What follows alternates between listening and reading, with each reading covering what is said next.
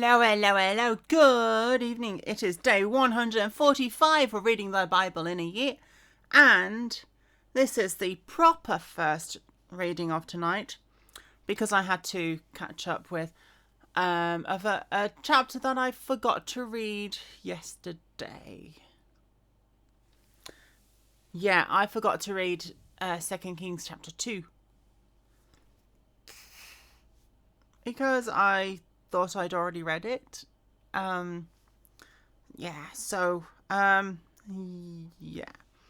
I am reading 2 Kings chapters 5 and 6. Chapters 5 and 6.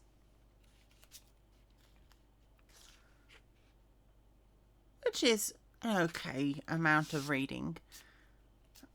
Right. I will start reading now. Naaman's leprosy healed.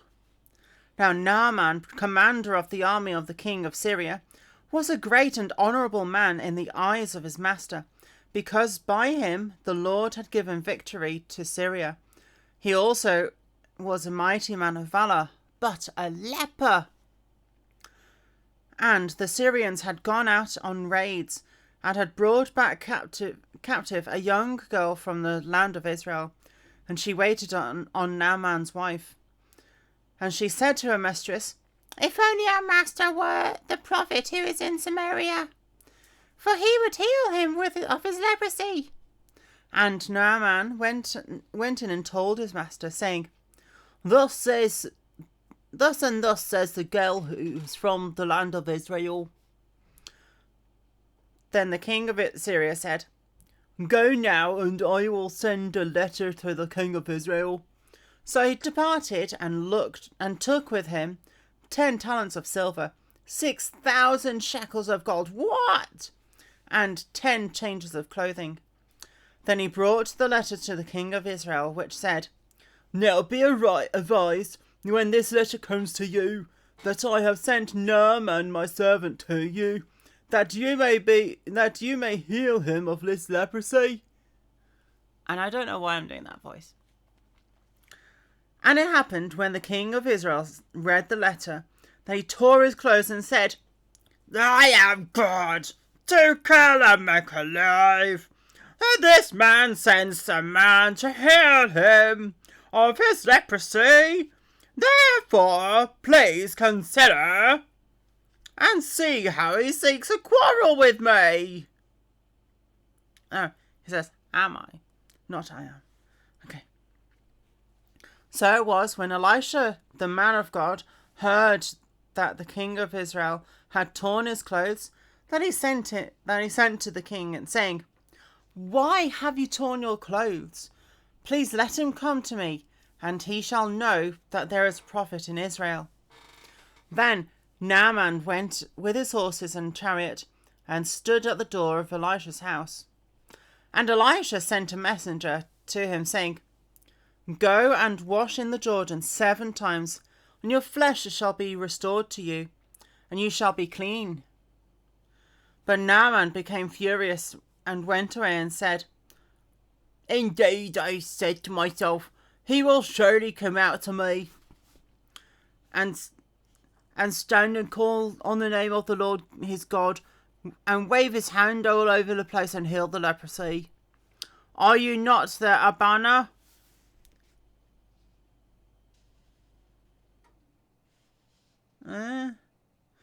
There's a note that doesn't say what it means.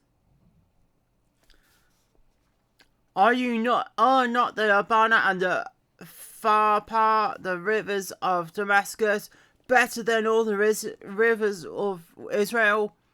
Could I not wash in them and be clean?" So he turned and went away in rage.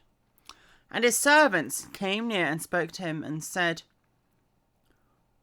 "My father, if the prophet had told you to do something great, would you have done it? How much more then when he says to you, 'Wash and be clean'?" So he went down and dipped 7 times in the Jordan, according to the saying of the man of God, and his flesh was restored like the flesh of a little child, and he was clean. And he returned to the man of God and said, and he and all his aides, and came and stood before him, and he said, Indeed, now I know that there is no God in all the earth except in Israel. Now therefore, please take a gift from your servant. But he said, As the Lord lives, before whom I stand, I will receive nothing. And he urged him to take it, but he refused. So Naaman said, Then if not, please let your servant be given 2 mule loads of earth, for your servant will no longer offer either burnt offering or sacrifice to other gods, but to the Lord. Yet in this thing may the Lord pardon your servant, when my master goes into the temple of Rimmon to worship there, and he leans on my hand, and I bow down in the temple of Rimmon. When I bow down in the temple of Rimmon, may the Lord please pardon your servant in this thing. Then he said to him, Go in peace. So he departed from him a short distance. Gehazi's greed. But Gehazi, the servant of Elisha, the man of God, said, Look, my master has spared Naaman of the Syrian, while not receiving from his hands what he brought. But as the Lord lives, I will run after him and take something from him. So Gehazi pursued Naaman. When Naaman saw him running after him, he went down from the chariot to meet him and said, Is all well? And he said, All is well. My master sent me, saying, Indeed, just now the 2 young men of the sons of the prophets have come to me from the mountains of Ephraim. Please give them a talent of silver and 2 changes of garments. So Naaman said, Please take 2 talents. And he urged him and bound 2 talents of silver in 2 bags. A talent might be quite a lot. And 2 changes of garments, and handed them to his servants. And they carried them on ahead of him. When he came to the citadel, he took them from their hand and stored them away in the house. Then he let the men go, and they departed. Now he went in and stood before his master Elisha, and said to him, Where did you go? No, Elisha asked him, Where did you go, Gehazi? And he said, Your servant did not go anywhere. Then he said to him, Did not my heart go with you when the man turned back from his chariot to meet you? Is it time to receive money and to exchange clothing, olive groves and vineyards, sheep and oxen, male and female servants? Therefore the leprosy of Naaman shall cling to you and your descendants forever. And he went out from his presence leprous, as white as snow. Oh my word. Wow.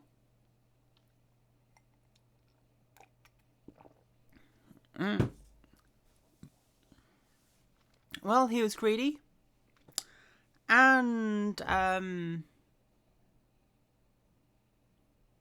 dishonest. Right. The floating axe head. Ooh.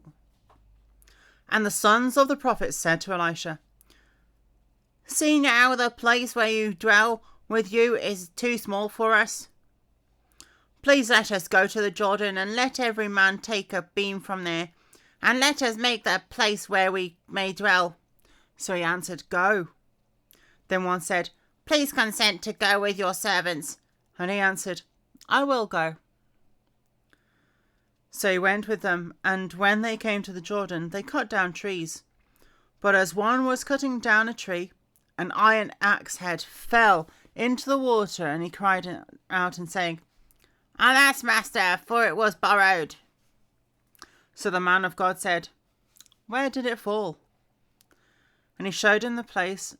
So he cut off a stick and threw it there. And he made the iron float. And therefore he said, Pick it up for yourself.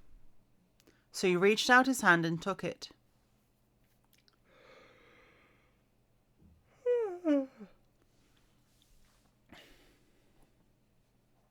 That's some good aim to get it through the hole in the axe. The blinded Syrians captured. Wow. Now the king of Syria was making war against Israel, and he consulted with his servants, saying, "My camp will be in such and such a place." That's where we get it from. Such and such, this and that. And the man of God said to the king of Israel, saying, "Beware that you do not pass this place, for the Syrians are coming down there." Then the king of Israel sent someone into the place of which the man of God had told him. Thus he warned him, and he was watchful there, not just once or twice. Therefore the heart of the king of Syria was greatly troubled by this thing. And he called his servants and said to them, "Will you not show me which of us is for the king of Israel?" And one of his servants said, "No, my lord, O king, but Elisha the prophet who is in Israel tells the king of Israel the words that you speak in your bedroom." So he said, "Go and see where he is, that I may send and get him."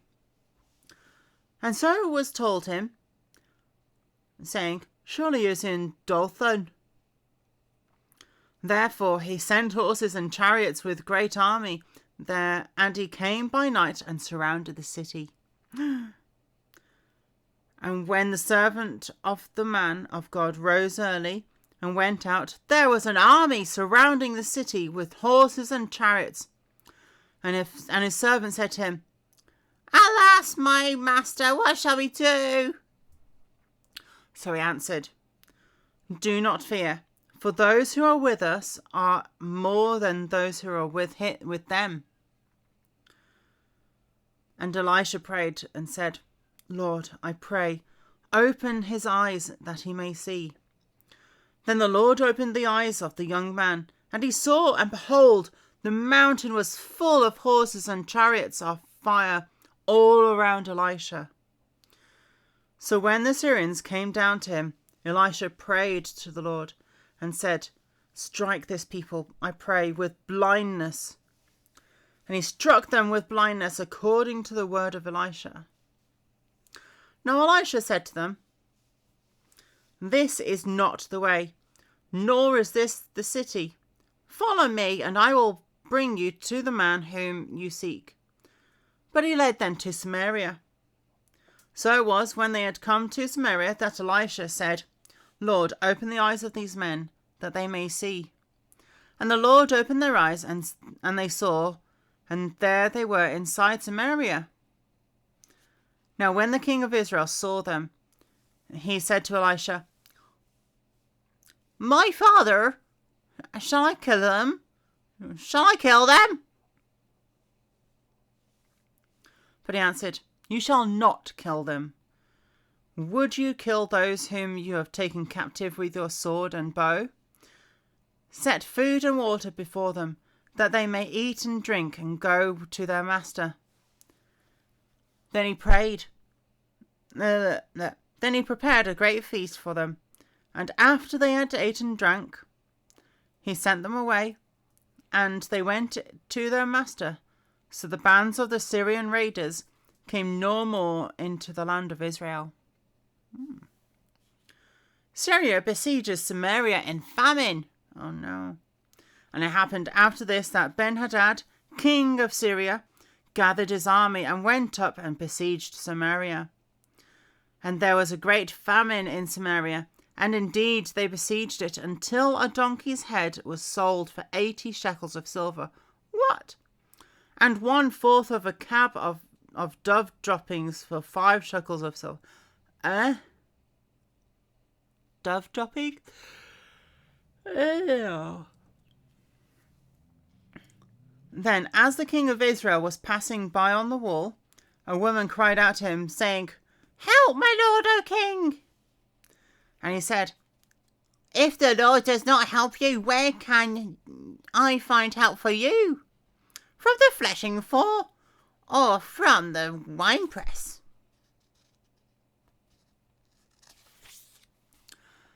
Then the king said to her, What is troubling you? And she answered, This woman said to me, Give me your son, that we may eat him today, and we will eat my son tomorrow. So he boiled my son and ate him.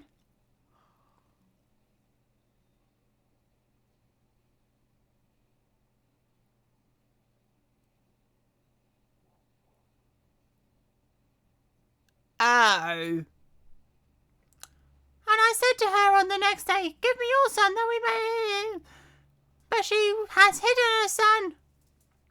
Now it happened, when the king heard the words of the woman, that he tore his clothes, and as he passed by on the wall, the people looked. And there underneath he had sackcloth on his body.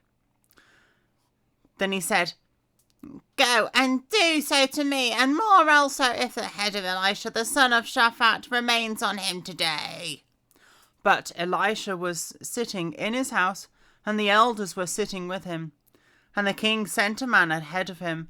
But before the messenger came to him, he said to the others, Do you see how this son of a murderer has sent someone to take away my head? Look, when the messenger comes, shut the door and hold him fast at the door. Is not the sound of his master's feet behind him? And while he was still talking with them, there was the messenger coming down to him. And then the king said, Surely this calamity is from the Lord. Why should I wait for the Lord any longer? Then Elisha said, Hear the word of the Lord. Thus says the Lord, Tomorrow about this time, a seah of fine flour, that's an seah, of fine flour, shall be sold for a shekel, and 2 seahs of barley for a shekel, at the gate of Samaria. So an officer on whose hand the king leaned answered the man of God and said, Look, if the Lord would make windows in heaven, could this thing be? Huh? And he said, In fact, you shall see it with your eyes, but you shall not eat of it. What? Look, if the Lord would make windows in heaven, could this thing be... What? That doesn't make sense. Anyway, I am stopping there for that reading, because I've finished chapters 5 and 6. And, yeah. I might just say that this is the second reading of today, because I've only got Matthew chapter 5 next. Right. I will stop there for today, because this has been a long reading, and also it's the end of the chapters that I was supposed to read today. And I am going to see you in the next reading, where I'm reading Matthew chapter 5.